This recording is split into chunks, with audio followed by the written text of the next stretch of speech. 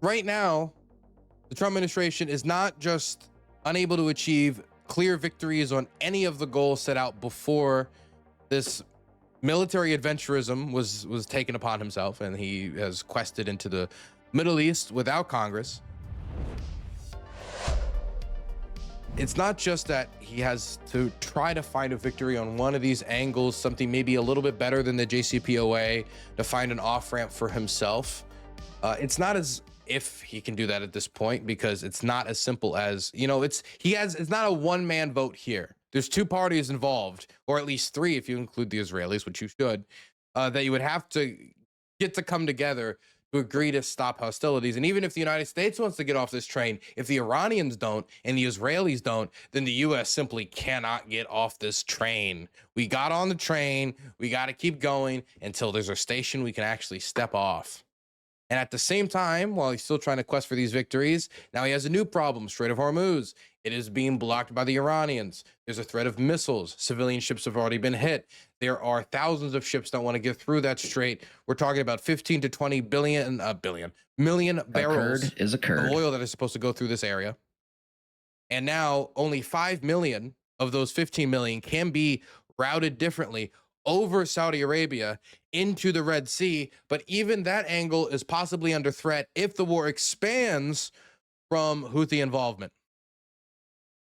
Now, Trump is trying to find a way to deal with this Strait of Hormuz threat. Originally, when the British offered support at the start of this operation around the Strait of Hormuz, around trying to get carriers into the region for either defensive operations or otherwise, he simply said, I don't need it. We don't need all these people jumping on last second. Just get on the victory parade. But now that we see the victory parade, we were looking at the wrong end of the telescope, and it's actually much further away than the president first suggested. Now, all of a sudden, European participation is not only necessary, it is a vital test of our security infrastructure with Europe. It shows where the real allies and the fake allies are.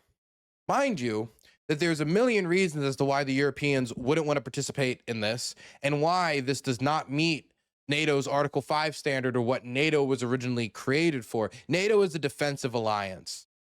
The President of the United States has not been clear-cut in explaining to the wider world exactly how this is the defensive war, outside of the fact that by the Israelis bombing Iran, the Iranians were going to respond, and that gets the United States involved. But how does that get, say, the Spanish involved? How does that get these other nations involved when it comes to NATO's infrastructure, which is supposed to protect all of us from offensive wars, going for our territory, surprise attacks across our nation, something like that, like 9/11, where, you have all these Danes and French people and Brits who went to Afghanistan and died, along with a lot of Americans, to fight after an attack. But this is not an Article 5 type situation. This is not a defensive war. This is a war of choice.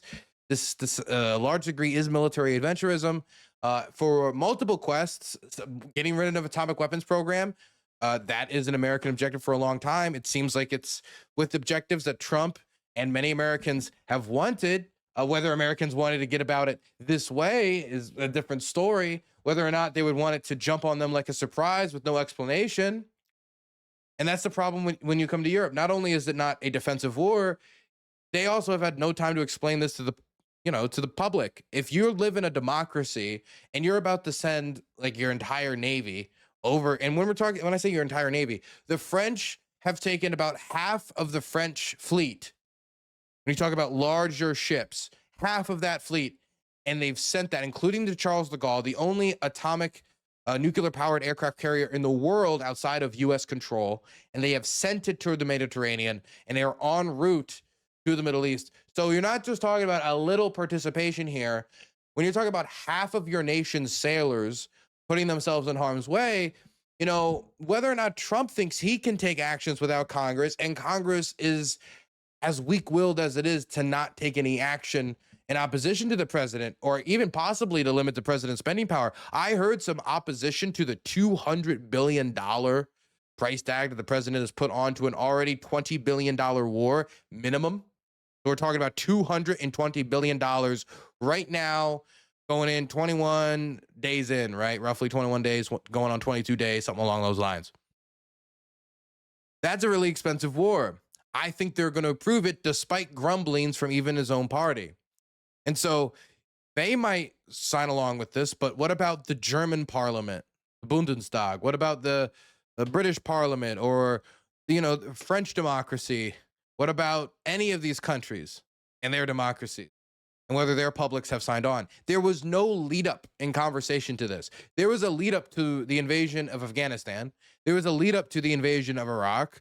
There was a lead up to, participation in every war, despite ones where we were directly attacked, like Pearl Harbor, because, that's not a war of choice anymore. That is they have thrusted war upon you. But there was no conversation to this war of choice in advance. Now that we're in the war, the Trump administration is trying to explain why we're involved in the war, and each person has a different explanation. Those explanations shift depending upon how much leverage the president might feel he has at that particular time, or whatever official particularly prioritizes. Some of those goals have shifted from as far as unconditional surrender to change of the regime, all the way down to, getting rid of proxies, et cetera, X, Y, and Z. So if you're one of these members of the coalition, you have no clue when this is going to end. When you have 6 interchangeable objectives that some days are mentioned and other days are not, and it depends on which official you're talking to, when the fuck is this going to be over? When are you going to be bringing half of your nation's sailors home? When are you going to be able to, go back to, peacetime efforts? To other nations, if your sailors are dying, whether or not America calls it a war, a lot of other countries call that war when your sailors die at sea while going back and forth in a bombing operation. And so when are they going to go back to peace? These are questions. There's been no conversation about this. There is some polling differences between, for example, going in and bombing Iran in a defensive operation to try to restore shipping in the Strait of Hormuz. For example, in France, a slight majority may be in favor of that according to polling. But that's the French, and that's a slight majority. And that slight majority might change depending upon the first ship that actually gets hit with a missile and coffins start coming home. And what is going to be the narrative past that point in all these countries? Oh, the Americans got us involved in a war after the Israelis got them involved in a war, and now our sailors are dying in the Strait of Hormuz for a war that was not of our own choosing. And so getting them involved in this is not as simple as, let me just call up and test that these are good allies and that NATO is still around. This doesn't have to do with fucking NATO. This has nothing to do with NATO. This has nothing to do with NATO. Okay, this is a war in smack dab in the middle of the Middle East, and the only NATO-associated country that have been affected by this war in any way are Cyprus, because there was a launch on a British base there, and Turkey, because there were some launches towards Turkey, which then the Iranian government apologized for. They're like, oops, command and control right now, little shaky. We didn't do it, but let me just remind you, command and control right now, little shaky. Our Ayatollahs keep kind of exploding. So this is the background before we read this statement, which is a joint statement that was issued by the United Kingdom, France, Germany, Italy, the Netherlands, and Japan. We condemn in the strongest terms recent attacks by Iran on unarmed commercial vessels in the Gulf, attacks on civilian infrastructure, including oil and gas installations, and the de facto closure of the Strait of Hormuz by Iranian forces. We express our deep concern about the escalating conflict. We call on Iran to cease immediately its threats, laying of mines, drone and missile attacks, and other attempts to block the strait to commercial shipping, and to comply with UN Security Council Resolution 2817. Freedom of navigation is a fundamental principle of international law, including under the United Nations Convention of the Law of the Sea. The effects of Iran's actions will be felt by people in all parts of the world, especially the most vulnerable. This is, of course, to the Ayatollah, the living one, not the blown up one, and to many, many Iranians, their country sovereignty is being infringed upon. The country's being bombed. The school got blown up. The United States then denied it before all the evidence became too clear that they couldn't stop denying that they killed all those kids. And obviously many Iranians are very upset. The Iranian government's very upset. But it is also true, and this is not really a but, this is addition, that by the closing of the Strait of Hormuz, countries like Pakistan have been disproportionately affected, and the nation's poor has, when it comes to trying to provide electricity, because now fuel prices have gone up, and many countries can pay the difference. Some countries can't. Pakistan is an example of a country that cannot. Other countries that can be affected is war towards Sudan, which gets like 54% of their fertilizers on a very like agriculturally dependent, like rural communities, they're not able to get it anymore. So, I mean, that is true. That is very true. The Chinese are not too happy about this closure. The Indians are especially not happy about this closure. Consistent with UNSC Resolution 2817, we emphasize that such interference with international shipping and the disruption of global energy supply chains constitute a threat to international peace and security. In this regard, we call for an immediate comprehensive moratorium on attacks on civilian infrastructure, including oil and gas installations. We express our readiness to contribute to appropriate efforts to ensure safe passage through the Strait. We welcome the commitment of nations who are engaged in preparatory planning. We welcome the International Energy Agency's decision to authorize a coordinated release of strategic petroleum reserves. We will take other steps to stabilize energy markets, including working with certain producing nations to increase output. We will also work to provide support for the most affected nations, including through the United Nations and the IFIs. Maritime security and freedom of navigation benefits all countries. We call on all states to respect international laws and uphold the fundamental principles of international prosperity and security. Joint statement from the leaders of the United Kingdom, France, Germany, Italy, the Netherlands, and Japan on the Strait of Hormuz. So, this is a declaration that they express readiness to contribute to appropriate is a key word there, efforts to ensure safe passage through the Strait. Now, the French have already offered their services and half their navy, which is probably the biggest contribution, especially since they're the only one with a nuclear-powered aircraft carrier, to the operation. The problem from the American perspective, or at least the Trump perspective, is that they want to be in after most of the clearing has been done, or they haven't made clear, like, once the level of risk has lowered to a certain amount, then they'll be doing patrols and like making sure it stays open as everything goes on.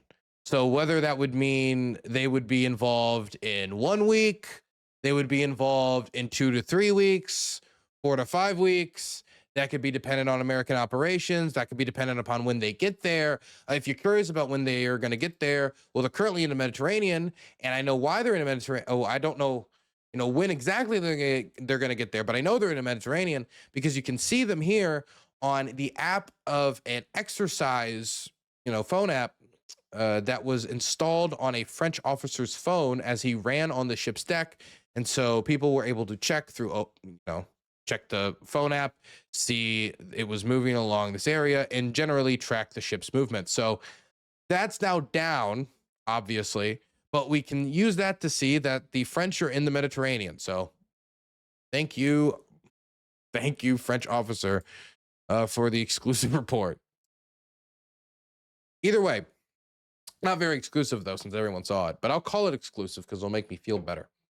Either way, this seems to be a commitment from Japan, the Netherlands, the Italians, the Germans, the French, already have their navy inbound, and the British to be involved in appropriate efforts to help stabilize the Strait of Hormuz. When exactly they get involved, and if that will be after there have been operations spearheaded by the United States, that is not particularly clear, but it's still an indication from many nations, including Japan, which this will be an interesting operation from the Japanese perspective. I don't think they've really ever done something like this, definitely not during the Trump administration.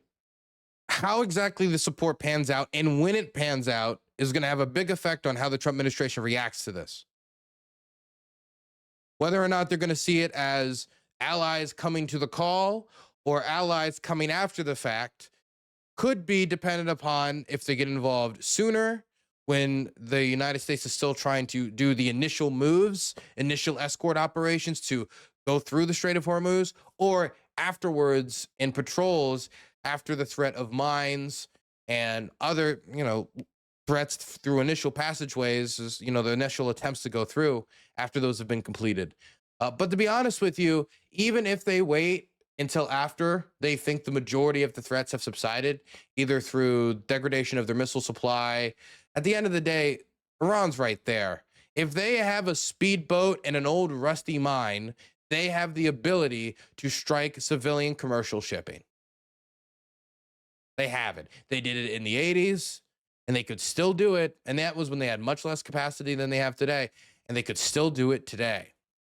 And so no matter what point the Europeans get involved, they're going to be putting their nation's sailors at risk. So this is them openly signing themselves up for risk to their nation's sailors, no matter at what stage they jump in, even if the ballistic missile and other drone supplies haven't yet been degraded to a point where they would want to participate. Also, I would say if it hasn't been degraded to a point that the Europeans would want to participate, it probably also has not been degraded to a point where the United States would want to go through on their own, or even possibly with allied forces. Soldiers should refuse to go. Illegal war. All these countries say so. No reason to die for this. It's not. I'm sorry to get I'm gonna be the IR fucking moron. Okay. It is not illegal for them to open up the Strait of Hormuz. Absolutely not illegal. It is illegal if they were to participate in the bombing campaign of Iran, just like going after, for example, energy infrastructure, like Israel recently did, which got a retaliatory strike on a Qatari, oil facility. But it isn't illegal for them to open up an international trade passageway. That is not. That's not illegal. It isn't illegal, but it is impossible. Well, no, it isn't, Mr. Mandela. I understand. Again, you have made very clear to me how greatly you view the Iranian Aryan. Okay, but it is not impossible. It is impossible to do with guaranteeing zero casualties. It is not impossible to open up the Strait of Hormuz. It is impossible to guarantee that with zero or even low casualties. And again, if you're going to be taking sizable casualties in a war that you didn't prepare your public for, I mean, that seems like a disaster politically and a disaster for American ability to participate in other operations in the future. I mean, when you have soldiers die, people get fatigued from that. If there is a legitimate operation, let's say there was a fucking genocide in Liberia, like there was fucking a horrible thing happened, and we had a good reason to believe that an international coalition could help stop, slow down, or eliminate altogether the genocide. I would not be against the United States participating in an operation like that, dependent upon the right circumstances, lining up. But if we have extreme fatigue, it's going to be very hard for us to do that. And when it comes to our own nation's security, our own nation's safety, if we're talking about Article 5 being called upon in, say, Estonia, where the Russians have been trying to do separatist activity right now, it's part of the reason why I am headed to Estonia. I want to check out the separatist activity before I head over to Ukraine, because I'm very interested in seeing their new Donetsk-style movement that they're trying to inspire in the eastern portions of Estonia. But let's say that they sponsored rifles and they did stuff to actually violate the territorial sovereignty of Estonia, going off language from Donald Trump saying things like, we only protect what we own, in reference to him wanting to occupy Greenland. So I just don't think, number one, the lives of our soldiers are valuable. Number two, societal fatigue for these type of conflicts develops, and it can develop quite quickly, especially when it has detrimental economic impacts. And of course, fighting a war over in Estonia and fighting a war so close to the Strait of Hormuz would have different economic impacts, but to the layman, they're not going to really understand what the difference may be without wide-spanning explanation from government officials. And I'm going to be very blunt with you, whether we're talking about Democrat administrations, Republican administrations, it's been very, very difficult for anybody to have an honest conversation about wars, timelines, anything. Obama was always too optimistic about his timelines. Trump is always just completely like lying or throwing out timelines entirely, just kind of like throwing them out almost 2 weeks, 2 weeks, 2 weeks, 2 weeks. It's always 2 weeks, 2 weeks, 2 months, 2 years, 2 decades. It's very difficult. And so public trust has already been largely shattered on this. And honestly, I don't think that the public officials have earned any of that trust. So it's going to be very difficult for them to reform. Very difficult to reform that image. The U.S. has spent $200 billion just to close the strait. Trump is a master strategist. We degraded their missile capacity. That is something that has been achieved as well. We have degraded their capacity. Also, if you're listening for Trump's recent commentary on the issue, Trump has new plan for Strait of Hormuz. It'll open itself. President Donald Trump predicted Strait of Hormuz would open itself once Iran stopped clogging up the narrow passage. Well, yeah, no, that is true. If Iran was to stop doing what gives it the most leverage, the problem would go away. That is a good point, Mr. President. Thank you very much. Even as he appealed that it would be nice if allied nations and China would help police it. Iranian attacks against energy-producing Gulf nations following joint U.S.-Israeli strikes have shuttered the vital transportation route, which carries a major portion of the world's supply of oil and natural gas. Asked about his claim that the war was won, Trump replied, "We knocked out their Navy, the Air Force, anti-aircraft. Well, except for the one that hit the F-35. So we've knocked out a lot of their anti-aircraft. We're roaming free. All they're doing is clogging up the strait. But from a military standpoint, they're finished." So this is where his statement about we've got a military victory came from, which he also extended to the atomic weapons program. Again, I don't buy it, because if the atomic weapons program still exists, then you don't have victory over the atomic weapons program. Okay? You have damaged the program. You have not eliminated the program, as long as they have material scientists and a lot of engineers. And boy, does Iran have a lot of engineers. And if they haven't given up political will to do it, and they haven't given up the material, or they haven't made any commitments to monitoring under low-level enrichment with a non-expiring, no sunset clause agreement, then you cannot claim victory. You can claim delay, you can claim damage, you cannot claim victory. This is not something where you just bomb one thing and the problem goes away, as much as they would love that to be the case. And so on top of that, ballistic missiles still existent. Proxy support still there, though much degraded due to their financial constraint and a lot of their stockpiles being, of course, blown up. But also the type of missiles that Iran uses and the type of missiles that Hezbollah lobs at Israel are different types of missiles. Either way, military standpoint, they're finished. I don't buy it. We're at week 3. The government is still in power. We haven't seen really any activity on the streets to bring them down. We haven't seen any reporting that shows that they think that the government is going to be going away anytime soon, or that they're ready to concede on atomic weapons, or ready to concede on ballistic missiles, or ready to concede on anything that Trump has been asking about. And not only have we not achieved total victory in any of those areas, but now we have a new problem in the Strait. Problem that we seemingly were not ready for.